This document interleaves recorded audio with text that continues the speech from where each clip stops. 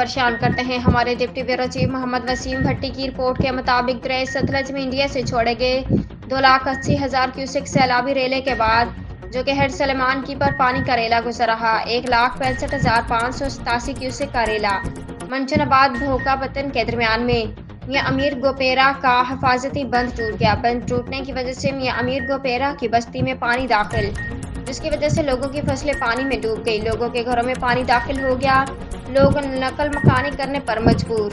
लोगों का कहना है डिप्टी कमिश्नर बहावल नगर, स्टेट कमिश्नर बहावल नगर, डीपीओ बहावल नगर अपने ऑफिस तक महदूद हैं।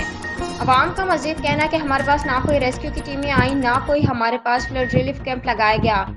लोग अपनी मदद खुद कर रहे हैं, लिहाजा हमारी अपील आईजी पंजाब और अला हकाम से है कि हमारे पास फ्लड रिलीफ कैंप लगाया जाए और रेस्क्यू की टीमें भी भेजी जाए ताकि हमारे माल और जान की हिफाजत की जाए।